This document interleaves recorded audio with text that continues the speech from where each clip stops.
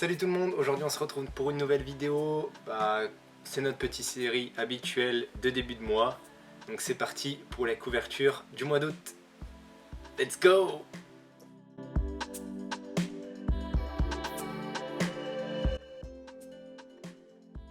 Alors on commence tout de suite avec le one shot Nos mondes imaginés, puisqu'il y a un i-imaginé.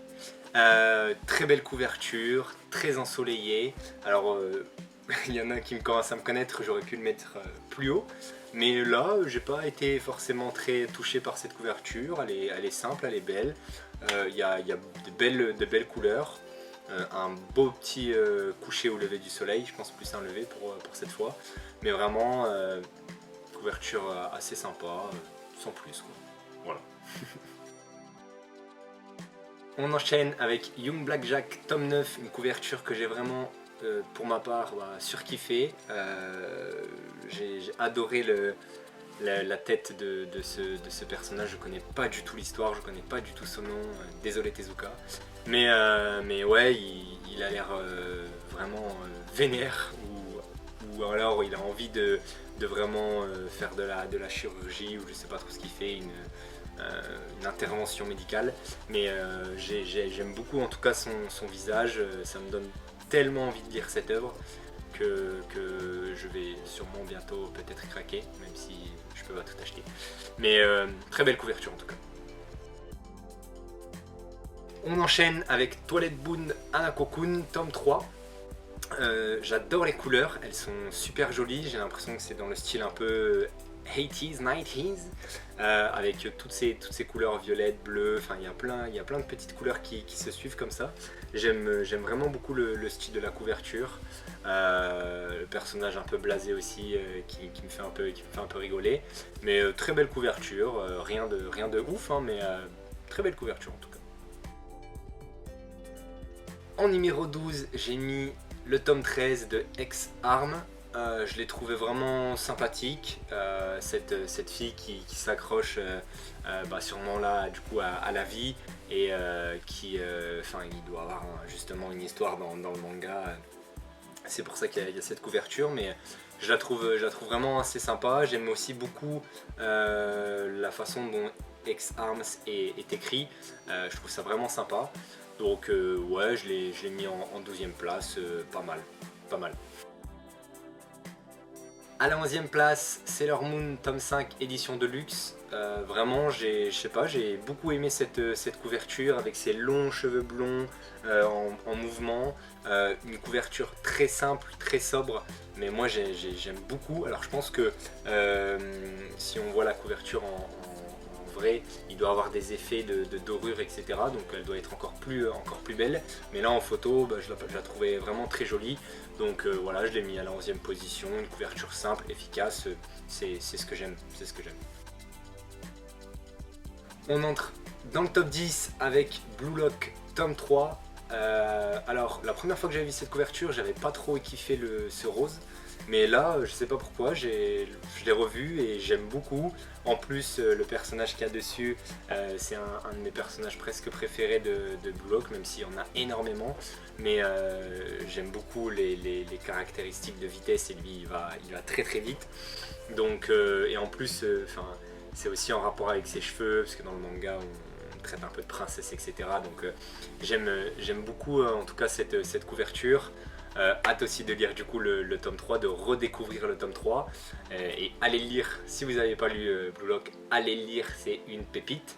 Mais j'aime beaucoup cette couverture, donc pour entrer dans le top 10, je trouvais ça parfait. Donc voilà, hâte de voir la suite du classement. En numéro 9, j'ai mis Journée d'une vie tranquille, le tome 3. Je trouvais que le petit personnage qui se balade là, qui court, ou je sais pas, ouais, qui se balade sûrement en ville, il était vraiment sympa. Il transpirait en tout cas la joie de vivre. Il était heureux d'être là où il est. Et tous ces petits véhicules à l'ancienne, j'aime beaucoup, plein de couleurs. Vraiment une très belle couverture qui je sais pas moi, qui me donne envie d'aller où il est. Et donc voilà, je la trouvais hyper sympa, donc je l'ai mis en numéro 9. En numéro 8, le tome 4 de l'édition de luxe de Eden, un manga que j'ai très envie de découvrir. Et à chaque fois que je vois les couvertures de l'édition de luxe, que ce soit chez mon libraire ou en photo, j'ai encore plus envie de les acheter. Là, je sais pas pourquoi, je kiffe cette couve. J'aime comment les persos ils sont habillés, j'aime leur regard, ils sont un peu déterminés, en même temps ils cachent quelque chose. J'ai vraiment envie ça me donne en tout cas envie d'en savoir plus. J'aime beaucoup aussi la fonte du Eden et comment elle est justement un peu bah, ancrée dans l'image. C'est-à-dire qu'elle est un peu cachée. On voit pas très bien que c'est écrit Eden en blanc, je parle pas le rose au-dessus, mais le blanc. Et donc du coup, j'aime beaucoup cette couverture. Enfin, j'ai trop envie de découvrir ce manga. Apparemment, en plus, c'est un must-have à avoir. Donc ouais, Eden en numéro 8. Une de mes couvertures préférées, donc Kegan Ashura, tome 6. Je fais genre je suis japonais, alors que pas du tout. Les couvertures de Kegan Ashura à chaque fois sont vraiment stylées. Là, comme c'est à chaque fois, ça sort par 4 tous les 2 mois. Là, j'ai pris celle-ci enfin, je trouvais la plus sympa des 4, même si elles sont toutes plus ou moins cool. Mais celle-là, je la trouvais vraiment belle. Ça fait partie de mes préférés. C'est ce genre de couverture qui me donne envie d'acheter le manga, même si les autres un peu moins, mais celle-là me donne beaucoup envie d'acheter le manga. On sent qu'il y a eu beaucoup de bagarres, on sent qu'il y a eu beaucoup d'actions, la castagne comme je dis, donc peut-être qu'un jour je découvrirai, ça fait pas partie de mes priorités, mais j'aime bien le chara-design aussi du perso, donc en numéro 7 j'ai mis Kegan Ashura. Un habitué du top des couvertures, donc Drifting Dragon tome 8. La dernière fois j'avais déjà mis le tome 7 assez haut, là bon, il arrive en 6ème place et j'ai trouvé les couleurs vraiment sympathiques, toutes ces petites touches de violet, ces nuances de violet avec mélangé au bleu, je trouvais ça vraiment sympa. La grosse arme du personnage qui est mis en avant, qui est prêt justement à en découdre ou éventuellement qui a déjà fait son taf, parce qu'on dirait que là qui revient de la guerre en mode ouais les gars j'ai fait ce qu'il fallait, et donc du coup enfin une très très belle couverture, j'ai vraiment apprécié ça quand je l'ai vue, quand elle m'a sauté aux yeux. Donc Drifting Dragon, ça me tente aussi énormément, donc foncez lire si jamais vous avez envie. Et comme je dis toujours, c'est aussi pour ça quand on a des belles couvertures, on a envie de lire les tomes, donc je vais pas tarder, après tout ce que j'ai, mais je vais pas tarder à m'y mettre. Alors, en tome 5, alors je sais pas si je vais bien réussir à le prononcer, c'est Sarissa of Noctilucent Cloud. Le tome 1, alors il y a un pack tome 1 et tome 2 qui sort ce mois-ci. Là c'est la couverture du tome 1, j'ai pas trouvé la couverture du tome 2, j'ai trouvé la couverture du tome 5 qui est aussi sympa. Mais j'aime beaucoup cette couverture déjà parce que les avions de chasse, quand j'étais petit, je kiffais ça. Bon, j'aime beaucoup ça encore, mais j'adorais ça. J'aime beaucoup aussi l'animal, ou je sais pas, l'animal légendaire qui se cache, qui se cache, mais qu'on voit en fond de couverture. Je sais pas, j'aime beaucoup la composition de toute cette couverture. Elle est vraiment sympa, donc je l'ai mis en numéro 5. En numéro 4, Blue Giant Supreme tome 5. Alors moi je sais pas pour vous, mais cette couverture, elle me donne envie d'être au concert de ce mec. J'aime bien la musique. Je suis pas forcément fan de. Là, ça doit être de la. C'est pas de la trompette, c'est autre chose, mais bref, j'ai oublié. Saxophone, sûrement, c'est ça, du saxophone. Et j'ai envie d'être au concert de ce gars parce qu'il a l'air de savoir y jouer bien comme il faut. Ça a l'air d'être un petit génie justement du saxo. Donc. J'aime vraiment énormément cette couverture avec la lumière un peu en haut à droite de la couverture qui met en lumière le personnage qui est sur cette couverture. J'aime vraiment énormément cette couverture. Le rouge justement qui contraste avec le reste de la couve. J'aime beaucoup ce rouge là et j'aime énormément aussi la police qui a été choisie pour le titre. Donc c'est un truc qui me tente et en plus je crois que c'est un des derniers tomes de la série, donc si jamais vous êtes fan de musique, allez découvrir ça. En plus je pense que c'est un très très bon manga, ce que j'ai pu entendre par-ci par-là, personne ne me parle mais voilà. Et donc ouais, allez voir. Et numéro 4, Blue Giant, tome 5. En numéro 3, donc une très très très très belle couverture comme quasiment toutes les couvertures de ce manga là. Je parle bien sûr donc de Gannibal, tome 6. Elle fait froid dans le dos cette couverture. Vraiment, toutes les couvertures de Gannibal sont un peu spéciales. Le dessin est aussi un peu spécial. Mais là, ça me met limite des petits frissons. Et justement, ça colle parfaitement à l'univers qu'il y a dans cette œuvre-là.